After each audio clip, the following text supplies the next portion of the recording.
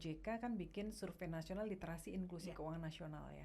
Itu kita buat tahun 2022, kita setiap 3 tahun, dan itu dilaksanakan oleh pihak independen. Yang menarik Mbak Rista, dari tahun 2022 ini literasi perempuan lebih tinggi daripada laki-laki. Perempuan ya Bu? Pasar modal itu sebenarnya salah satu tujuan utama adalah wealth distribution, bagaimana pemerataan kesejahteraan, bagaimana kemudian masyarakat biasa bisa memiliki perusahaan-perusahaan bagus melalui IPO ya, mereka bisa membeli sahamnya, kemudian ikut mendapatkan benefit atau dari pertumbuhan dari perusahaan itu dapat dividen, kemudian ikut maju bersama perusahaan yang dia beli gitu ya. Ada satu survei juga yang diselenggarakan oleh OECD, Organization for Economic Cooperation and Development, itu organisasi yang beranggotakan negara-negara dunia, itu melakukan satu survei bahwa 92% pengetahuan anak tentang keuangan diperoleh dari ibunya, orang tua dan ibunya terutama gitu.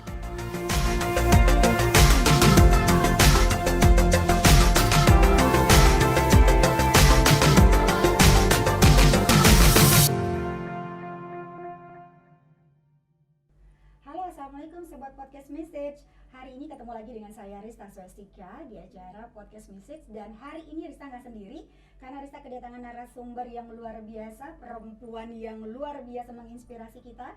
Beliau adalah Dr. Frederika Widiasari Dewi SEMBA, selaku anggota Dewan Komisioner Otoritas Jasa Keuangan bidang edukasi dan perlindungan konsumen, dan beliau juga selaku Ketua Bidang 4 PP Masyarakat Ekonomi Syariah. Dan hari ini Rista sama Bu Kiki akan membahas tentang strategi dan arah kebijakan Otoritas Jasa Keuangan dalam meningkatkan edukasi dan perlindungan konsumen industri keuangan. Kita langsung aja ke Bu Kiki ya. Halo, assalamualaikum Ibu, apa kabarnya? Waalaikumsalam Mbak Rista, alhamdulillah baik. Mbak Rista apa kabar? Alhamdulillah baik juga Ibu, luar biasa cantik banget di bulan puasa Mbak ini Rista ya. juga. Oke, Bu, hari ini Rista terima kasih atas kedatangan Ibu, dan kita mau bahas nih Bu tentang strategi, arah, dan kebijakan Otoritas Jasa Keuangan. Tapi sebelumnya Rista penasaran banget dengan sosok seorang Ibu Kiki yang jadwalnya kayaknya padat luar biasa nih Bu. Oke, Bu, kita pengen cerita-cerita terlebih dahulu deh, masa kecil Bu Kiki seperti apa sih Bu sampai detik ini gitu ya, kayaknya benar-benar Ibu menginspirasi. Penasaran pola asuh yang diberikan oleh orang tua Bu Kiki masa kecil itu seperti apa sih Bu? Apa nggak boleh main kah? Atau misalnya penuh dengan jadwal dan kedisiplinan, atau seperti apa sih Bu Kiki? Masa kecil saya seperti pada umumnya keluarga di Indonesia. Saya anak bungsu dari 6 bersaudara. Bapak saya kerja di satu perusahaan yang berkecimpung di bidang minyak, sekaligus juga mengajar. Ibu saya guru. Jadi memang banyak terinspirasi dari ajaran-ajaran orang tua, terutama ibu ya. Jadi kalau ditanya bagaimana masa kecil saya, masa kecil yang bahagia seperti pada ini ya, keluarga pada umumnya di Indonesia. Yang diajar ke orang tua saya hal-hal yang sangat mungkin memendomani hidup saya. Yang pertama tentu kita harus selalu tidak boleh lepas dari doa gitu. Itu dari orang tua. Jadi setiap kali kita mau melakukan apapun selalu kita mulai dengan doa. Kadang-kadang dulu bertanya untuk apa, selalu berdoa karena Tuhan akan menjaga dan melindungi, dan apapun usaha kita biarkan Tuhan yang menentukan hasil akhirnya, yang penting kita berusaha. Dan itu saya teruskan ke anak-anak saya sekarang. Jadi anak-anak mau berangkat sekolah, mau apa, satu berdoa dulu sekeluarga gitu. Jadi kita seperti itu. Yang kedua, ibu saya punya visi ke depan untuk anak-anaknya. Jadi walaupun kami dulu di suatu kota kecil, kami di Cepu, Jawa Tengah ya, jauh dari ibu kota lah kira-kira gitu. Tapi ibu saya punya mimpi yang besar untuk anak-anaknya. Jadi anak-anaknya harus menjadi orang-orang yang mandiri, orang-orang yang bermanfaat buat masyarakat. Selalu dalam doa itu saya ingat ibu saya selalu berdoa semoga anak-anak kami menjadi orang yang berguna bagi nusa, bangsa, dan negara. So anak kecil apa sih maksudnya? Tapi itu selalu yang diucapkan ibu saya gitu. Dan ibu saya tidak pernah membedakan pendidikan anak laki-laki dan perempuan, Mbak Rista. Di kami 6 bersaudara itu 3 laki-laki, 3 perempuan. Dan ibu saya selalu mendorong anak perempuannya semua harus sekolah, harus mandiri, kalaupun nanti menikah tidak boleh bergantung sama suami, harus punya penghasilan sendiri, mandiri kan, seperti itu. Jadi itu ajaran yang selalu diajarkan oleh ibu saya dari kecil. Terus nilai-nilai yang lain tentu yang selalu menyemangati saya dalam keadaan apapun itu diajarkan kita nggak boleh menyerah. Jadi memang kita tidak boleh tidak menyelesaikan sesuatu yang sudah kita mulai gitu. Jadi kalau apapun itu, dan itu selalu menyemangati saya. Jadi kalau kita misalnya sekolah, kita apapun yang kita mulai kita harus bisa selesaikan. Karena kalau kita menjadi pribadi yang mudah menyerah, itu nanti selalu kita merasa kita menjadi pribadi yang gagal. Jadi kita nggak boleh menyerah. Terus kemudian yang lain berbuat baik sama sesama. Itu nilai-nilai yang saya selalu kadang heran sama ayah saya misalnya. Setiap hari itu kalau ada orang jualan, ayah saya tuh selalu beli gitu. Padahal untuk apa sih? Padahal barangnya nggak kita perluin. Misalnya tukang tanaman, ya nggak apa-apa tanaman ini bapak bantu gitu. Mungkin dia hari ini belum laku atau nilai-nilai seperti itu. Dan sekarang saya merasa bahwa semua mungkin kebaikan yang dilakukan orang tua saya yang menikmati adalah anak-anaknya. Jadi kita selalu dimudahkan dalam pekerjaan, dimudahkan dalam hidup. Dan karena itu saya juga merasa harus meneruskan hal-hal baik ya, menolong sesama tadi, berbuat baik gitu ya. Tidak boleh jahat sama orang. Kalaupun orang tidak baik sama kita, ya kita doakan saja. Karena saya merasa saya harus melakukan itu untuk anak-anak saya juga, supaya kebaikan dilakukan oleh orang tua, kita sebagai orang tua akan mengalir ke anak-anak. Jadi itu yang saya pedomani sampai sekarang, Mbak Rista. Ya. Luar biasa ya Bu. Jadi benar-benar dari keluarga tuh mengajarkan itu anak-anaknya itu satu, tidak ada pembedaan, baik pria maupun perempuan gitu ya. Jadi benar-benar di pola asuhnya yang sama gitu. Kemudian tadi semua selalu bawa dalam doa gitu ya. Doanya tadi anak-anaknya menjadi yang berguna bagi nusa bangsa gitu ya. Mungkin pada saat waktu kecil Ibu bilang, "Ini apaan sih doanya?" gitu. Tapi ternyata baru kerasa ya Bu ya gitu setelah kita menjadi orang tua gitu. Kemudian menanamkan nilai-nilai kebaikan dengan kita selalu berbaik dengan orang gitu ya, selalu membantu gitu. Satu lagi Mbak, yang saya juga selalu teringat dari ajaran orang tua saya, jangan pernah berhenti belajar. Jangan pernah merasa berpuas diri. Jadi kita sudah merasa mengetahui apa atau merasa kita udah mahir sesuatu, jangan pernah berhenti belajar. Belajar lagi sesuatu yang baru, belajar lagi sesuatu yang baru. Dan itu ternyata membuat we feel good about ourselves gitu. Jadi itu kalau kita feel good about ourselves, aura kita juga akan terpancar ke sekeliling, kita menjadi pribadi yang menyenangkan gitu buat orang lain juga. Kita bisa menyemangati orang lain. Ayo, saya sudah seumur ini saya masih ambil ini loh kursus ini, atau saya belajar sesuatu yang baru, dan itu terus menyemangati saya. Dan hari ini auranya ke Rista nih gitu ya. Ngeliatnya cantik, modis gitu kan ya. Kemudian sangat menginspirasi sekali. Wah, menarik sekali ya Bu ya, ilmu-ilmu yang diajarkan oleh keluarga, kemudian sampai detik ini juga Ibu ajarkan kepada keluarga juga ya, dan ini menarik sih. Terus terang ini menjadi inspirasi buat saya bagaimana nanti saya bisa memberikan informasi ini kepada putra-putri saya nih Bu Kiki gitu. Bu, Ibu kan pernah menjabat sebagai seorang Direktur Pengembangan Bursa Efek Indonesia. Kemudian juga pernah menjabat sebagai Direktur Utama PT Kusdian Sentral Efek Indonesia. Bukan itu aja, ternyata banyak sekali Bu Kiki nih ya. Dan dari BRI Dana Reksa Sekuritas. Nah, pertanyaannya adalah, apa memang Ibu menarik itu untuk terjun ke dunia investasi? Karena faktanya nih Bu ya, kalau kita turun literasi, angka literasi perempuan kan masih rendah. Kemudian ketertarikan dengan dunia investasi juga masih kecil sekali gitu. Apa sih yang membuat Bu Kiki tertarik gitu ya untuk terjun ke investasi nih Bu? Ini datanya menarik loh Mbak Rista. Jadi kita OJK kan bikin survei nasional literasi inklusi keuangan nasional ya. Itu kita buat tahun 2022, kita setiap 3 tahun, dan itu dilaksanakan oleh pihak independen. Yang menarik Mbak Rista, dari tahun 2022 ini literasi perempuan lebih tinggi daripada laki-laki. Perempuan ya Bu, kita tepuk tangan dulu dong Bu. Tetapi memang inklusinya masih lebih rendah. Artinya tetap punya rekening dan pegang uang, mungkin bapak-bapaknya yang saat ini lebih banyak seperti itu ya. Tapi kalau secara literasi keuangan, tahun 2022 perempuan lebih tinggi. Ini juga berbanding lurus dengan berbagai program edukasi yang dilakukan oleh OJK. Kita fokus pada pengembangan perempuan. Kenapa perempuan? Karena perempuan ini merupakan satu satu faktor penting untuk menentukan sukses tidaknya suatu program apapun lah, kira-kira gitu. Apalagi literasi, inklusi keuangan, pendidikan untuk keluarga dan lain-lain. Jadi kita fokus pada itu. Jadi kembali ke pertanyaan Mbak Rista tadi pertama, kenapa saya tertarik menerjuni dunia pasar modal, investasi, keuangan? Karena tadi Mbak, ibu saya tuh dulu lulus dari Fakultas Ekonomi di tahun 60 kan udah waktu itu dia. Jadi setiap hari beliau cerita tentang ekonomi, tentang pembangunan, tentang jadi saya anak kecil lebih banyak didongeng itu. Jadi saya pikir nih apa sih yang dipelajari ibu saya. Jadi saya memang dari kecil sangat antusias dan memang cita-cita saya ingin kuliah di Fakultas Ekonomi. Dan alhamdulillah tercapai, saya kuliah di Fakultas Ekonomi UGM. Terus kemudian dari situ saya mulai fokus untuk menyukai pasar modal ketika saya ambil S2 Mbak di US gitu ya. Saya melihat di US ini tentang investasi terutama di pasar modal sangat maju sekali. Balik waktu itu tahun 2000 awal itu di Indonesia pasar modal belum seberkembang sekarang, sama sekali belum.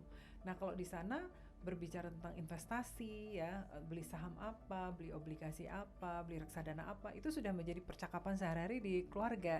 Jadi kita kan ada host family orang Amerika gitu ya. Mereka tuh di waktu over dinner gitu bicara tentang oh kemarin ada CEO ini mengucapkan apa, menyampaikan pengumuman ini. Saya rasa nih sebentar lagi sahamnya naik. Saya mengamati, ternyata investasi udah menjadi bagian dari kehidupan sehari-hari rumah tangga di keluarga di Amerika. Apa yang menarik?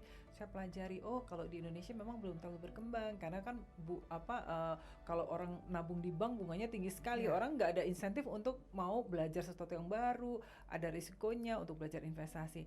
Tapi dengan berkembangnya zaman ya, ada faktor inflasi, kemudian suku bunga bank itu semakin turun ya, mau nggak mau orang mencari alternatif itu adalah investasi. Dan saya bersyukur kemudian mendalami pasar modal dan investasi itu, dan kemudian itu menggait saya untuk bisa kemudian masuk ke Bursa Efek Indonesia, kemudian di Central Custody-nya di KSEI, kemudian saya masuk ke sekuritasnya juga, dan alhamdulillah yang satu yang merekatkan semuanya itu Mbak adalah kecintaan saya terhadap literasi dan edukasi kepada masyarakat. Karena saya merasa bahwa ketika kita meliterate orang gitu ya, kita memberikan sesuatu yang insya Allah nggak akan habis gitu ya.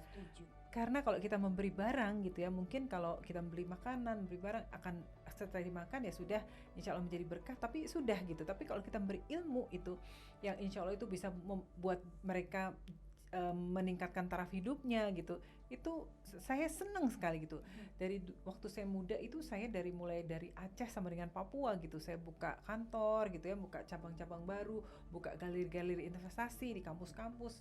Dan waktu itu saya pernah ada satu titik tuh capek sekali gitu ya, capek tuh kayak saya kembali ke Jakarta cuman ganti koper aja, kemudian driver saya nganterin koper yang baru, terus saya udah pergi kemana lagi, saya gini, ini what am I doing sih gitu ya.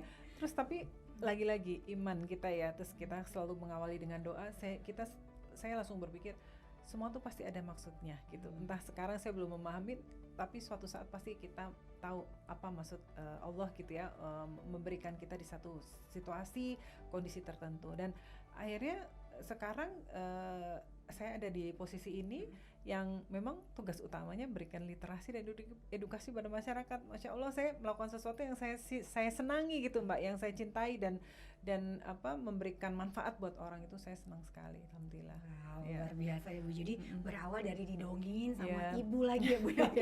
Jadi ibu ini pengaruhnya luar biasa dalam kehidupan Bu Kiki sendiri ya gitu. Oke, mulai dari didongengin, diceritain tentang ekonomi, kemudian kuliah di luar, bahkan di luar ngomongin investasi bukan suatu hal yang tabu lagi, bukan suatu hal yang baru di sana ya Bu. Tapi kan pertanyaannya ketika ibu masuk ke Indonesia, lagi-lagi mungkin pada saat ibu masuk ke Indonesia angka literasi kita masih sangat rendah, apalagi keterikatan perempuan. Betul. Nah ini Rita mau tanya lagi nih, menarik gitu ya, karena kan biasanya dunia investasi itu didominasi oleh kaum pria. Betul. Ini kita lagi nggak bicara gender, tapi kenyataannya begitu ya. Gitu. Nah ini pada saat ibu masuk untuk membantu literasi investasi pada saat tahun itu gitu ya, ada tantangan tersendiri nggak sih Bu? Ada nggak sih penolakan bahwa kan perempuan ngerti apa sih gitu ya? Banget Mbak. Jadi waktu saya masuk itu ke pasar modal, investornya memang angkanya masih sangat sedikit, apalagi perempuan ya, sedikit banget. Jadi dunia investasi, dunia pasar modal tuh identik dengan dunia bapak-bapak gitu ya, atau mereka yang sudah well established, udah kaya raya gitu. Itu persepsi orang waktu itu. Saya merasa bahwa pasar modal tuh sesuatu yang sangat baik, dalam arti gini, pasar modal tuh sebenarnya salah satu tujuan utama adalah wealth distribution, bagaimana pemerataan kesejahteraan, bagaimana kemudian masyarakat biasa bisa memiliki perusahaan-perusahaan bagus melalui IPO ya, mereka bisa membeli sahamnya, kemudian ikut mendapatkan benefit atau dari pertumbuhan dari perusahaan itu dapat dividen, kemudian ikut maju bersama perusahaan yang dia beli gitu ya. Jadi saya merasa itu suatu yang bagus sekali ya, pemerataan kesejahteraan. Jadi saya merasa bahwa ini sesuatu yang harus kita telateni dan bagaimana meningkatkan jumlah investor. Dan seperti tadi Mbak sampaikan, betul banget, perempuannya dikit banget. Kemudian saya menginisiasi program perempuan dan investasi. Saya dikecam banyak pihak, katanya saya melakukan diskriminasi. Karena tadi judulnya perempuan dan investasi gitu ya. Katanya kenapa beda-bedain, harus ada perempuan dan lagi. Saya bilang beda, saya bilang gitu. Perempuan harus kita take care sendiri, programnya pun sendiri. Jadi misalnya programnya terkait perempuan itu harus sendiri gitu ya. Kemudian bagaimana kaitan misalnya dengan pengelolaan keuangan keluarga, bagaimana menyiapkan masa depan anak, itu bahasanya itu sangat beda sama untuk bapak-bapak itu beda. Dan dari situ kita bikin klub-klub investasi perempuan ya. Dari situ mulai kita menyadari nih, kalau mau mengeduket ibu-ibu nih, jangan pakai bahasa-bahasa yang langit-langit gitulah ya. Jangan pakai bahasa-bahasa yang susah gitu. Cari bahasa-bahasa sederhana gitu. Cara bahasa emak-emak gitu, bahasa yang sangat mudah dipahami. Nah, kita mulai tuh meramu kita bagaimana marketing strategi kita, terus kemudian marketing kits kita yang tadinya boring gitu, kita bikin agak pinky gitu, terus agak pokoknya pastel warnanya menarik. Terus kita yang tadinya edukasi kepada kelompok misalnya pengusaha atau apa, enggak, sekarang justru kalau misalnya dulu medianya media mainstream yang seperti apa keuangan, enggak, justru kita nyari media-media yang perempuan, misalnya media-media yang parenting gitu terus ya waktu itu belum ada. Jadi terus kita mulai merangkul, kita pikir kalau mengedukasi orang yang udah ngerti nggak ada gunanya, nggak akan nambah jumlah investor. Makanya kita mau masuk ke komunitas-komunitas ibu-ibu, kelompok komunitas orang tua gitu yang apa gitu. Jadi waktu itu sudah mulai berkembang dan kita masuk lewat reksadana. Mbak Rista kan ahli investasi juga. Jadi kita masuk lewat reksadana. Jadi kita tidak membiarkan ibu-ibu ini kemudian milih saham secara langsung karena mungkin agak membingungkan ya. Jadi kita ajarin aja pakem-pakem investasi, kemudian mereka masuk lewat reksadana dulu. Dan kalau lihat sekarang luar biasa Mbak, Masya Allah. Sekarang kalau kita lihat investor saja di pasar modal ya, itu angkanya udah 10 juta lebih ya. Kemudian generasi milenialnya itu itu luar biasa, 70% tuh milenial sendiri gitu ya. Itu perempuannya juga sekitar mungkin sekarang sekitar 40% perempuan. Jadi angkanya tuh terus bertambah dan saya yakin saya selalu bilang di mana-mana kalau kita ingin sukses melakukan suatu program sosialisasi, edukasi dan kampanye, any campaign, kita harus sukses dalam edukasi ibu-ibunya. Karena ada satu survei juga yang diselenggarakan oleh OECD, Organization for Economic Cooperation and Development, itu organisasi yang beranggotakan negara-negara dunia, itu melakukan satu survei bahwa 92% pengetahuan anak tentang keuangan diperoleh dari orang tua dan ibunya terutama gitu. Jadi itu benar-benar yang jadi kita harus, kalau kita mau mendidik satu generasi, didiklah ibunya gitu. Ini luar biasa ya Bu ya. Jadi tantangannya adalah strategi yang dilakukan pada saat itu memang ada keterbatasan karena keterikatan perempuan tuh sangat sedikit sekali pada waktu itu di pasar modal, dan ini menjadi tantangan buat Bu Kiki sendiri. Pernah nggak sih Bu ngerasain bahwa aduh kok gini banget sih, mau nyerah aja deh gitu? Ada nggak sih Bu tantangan yang kayaknya ngebuat Bu Kiki ini, seorang Bu Kiki yang hari ini luar biasa gitu ya, pengen nyerah gitu? Pasti ada saat-saat, semua orang saya rasa ada saat-saat kita merasa lelah, jenuh, itu pasti ada. Tapi lagi-lagi Mbak, yang tadi Mbak tanyakan di awal, nilai apa yang kita pedomani? Nilai itu, yaitu adalah tidak boleh menyerah. I never give up gitu. Jadi on everything I never give up. Itu yang kemudian membuat, dan iman Mbak. Jadi kita harus percaya apapun kita, dimanapun kita, situasi apapun yang kita hadapi, percaya itu adalah atas izin Allah, dan Allah pasti punya maksud tertentu untuk kenapa kita menghadapi saat itu. Sesulit apapun, percaya berarti Allah sedang menyiapkan kita untuk sesuatu nanti ke depan apa, nggak tahu, berbaik sangka sama Allah aja. Dan itu kalau kita jalani dengan ikhlas, itu insya Allah akan semua berjalan dengan baik gitu Mbak. Amin, ini luar biasa, saya sampai terpana loh Bu Kiki ya, gitu. Jadi balik lagi memang semua pekerjaan selalu ada tantangannya. Betul. Tinggal balik lagi nilai-nilai dari keluarga, mulai dari pantang menyerah, semuanya kita yakinin, imannya juga kuat. Insya Allah jalannya selalu Amin, mudah insya ya Allah, Bu ya. amin. Oke, pertanyaannya adalah dengan begitu jadwal yang padat merayap melebihi jalan tol nih kayaknya Bu Kiki ya. Padat sekali. Bagaimana mengatur kesibukan ibu waktunya dengan keluarga nih Bu? Karena kan quote-unquote lagi nih, kita tuh perempuan kayaknya banyak banget batasannya nih Bu Kiki gitu ya. Entah setuju atau enggak nih Bu Kiki. Karena kalau perempuan tuh terlalu sibuk nanti ada juga yang dikorbankan, mulai dari keluarga lah gitu ya. Atau misalnya fokus dengan keluarga, pekerjaannya jadi nggak totalitas lah gitu. Kemudian kalau misalnya dalam pekerjaan gitu ya, pemimpinnya adalah perempuan, nanti aduh nih kayaknya jangan-jangan baperan nih gitu ya. Nah, pernah nggak sih Bu ngalamin sesuatu yang hektik banget ngatur waktunya gitu, bahkan aduh mesti bikin prioritas keluarga dulu kah, apa pekerjaan dulu kah? Pernah nggak sih Bu ada dilema-dilema begitu? Alhamdulillah selama ini so far so good ya, alhamdulillah. Karena apa? Karena saya dapat dukungan dari suami ya. Suami saya juga senang saya berkarir, dan suami itu sudah apa ya, udah percaya dengan saya bahwa ya istri saya kerja itu karena ibadah gitu ya, punya amanah yang harus dilaksanakan dengan sebaik-baiknya.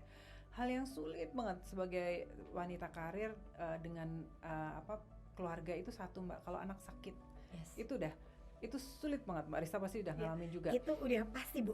Karena gini, kalau kita di kantor mungkin kalau kita nggak ada banyak yang bisa menggantikan, tapi kalau kita sebagai ibu nggak ada yang bisa gantiin, cuman kita gitu. Jadi itu karena itu saya membangun supporting system yang baik di kantor, di rumah, di keluarga. Artinya di rumah saya juga punya supporting system yang baik ya, dengan orang sekitar saya, dengan neni ya, dengan keluarga. Jadi kalau ada apa-apa, misalnya saya dinas kemana, mesti keluar negeri, misalnya lama gitu ya, saya yakin anak saya itu well taken care of gitu ya. Tapi saya juga punya mekanisme bagaimana saya ngecek setiap jam berapa, apa saja yang saya titipkan, bagaimana saya melatih ke suami juga, dan ke kantor juga seperti itu. Saya juga selalu menekankan ke tim saya, kalau ada emergency keluarga, go, saya bilang gitu, silahkan urusin keluarga dulu, karena family come first gitu. Tapi jangan abuse ya, karena saya percaya orang itu baik, jujur gitu ya. Jadi saya percaya kalau memang ada emergency keluarga, urusin keluarga dulu gitu. Jadi ke sekretaris saya, terutama yang perempuan-perempuan, saya ngerti lah gitu. Jadi sama juga seperti itu, kalau misalnya anak saya sakit atau apa, saya selalu ya kalau anak sakit tetap saya harus ngurus anak ya, tetapi pekerjaan tetap bisa jalan terus. Apalagi sekarang Mbak Rista dengan adanya Zoom, adanya work from home, itu saya rasa aduh perempuan sangat dibantu, dimudahkan seperti itu. Yang penting kita bangun sistem, mekanisme, komunikasi ya, itu insya Allah bisa dijalankan dengan baik. Ya, penting sekali ya Bu ya, membangun support system di dalam keluarga ya. Karena memang perempuan ini ya tadi dilema ya antara pekerjaan, keluarga, semuanya penting gitu ya Bu ya, dan semua harus dilakukan gitu ya. Oke, Bu Kiki ini menarik sekali gitu ya, apalagi saat ini Ibu sebagai Kepala Eksekutif Pengawas Perilaku Pelaku Usaha Jasa Keuangan gitu ya. Edukasi dan perlindungan konsumen, apa sih yang menjadi fokus gitu ya di topoksi bidang edukasi dan perlindungan konsumen ini? Karena kan banyak sekali gitu ya, dengan adanya literasi gitu ya, edukasi, kok angka kayaknya perlindungan konsumen ini kayaknya konsumen masih banyak aja nih Bu yang terlibat investasi bodong lah, penipuan lah dan lain-lain. Nah, sebenarnya tugasnya ngapain sih Bu? Yang mereka yang berani main-main di ilegal tadi, yang masuk di pinjol ilegal, penawaran investasi bodong, itu sanksi dendanya bisa sampai 1 triliun di undang-undang loh Mbak, ini bukan kata Kiki ya, bukan Kiki ya. tapi kata dari ya, undang-undang itu sampai dengan 1 triliun, penjaranya juga sampai dengan 10 tahun. Pada tujuan akhirnya apa Mbak Rista? Meningkatkan kesejahteraan masyarakat melalui penggunaan produk dan jasa keuangan ini. Jadi sebenarnya esensi adanya produk dan jasa keuangan itu memudahkan hidup kita, ultimately adalah meningkatkan kesejahteraan kita. Jadi jangan kebalik, kenapa ada produk jasa keuangan nyusahin kita.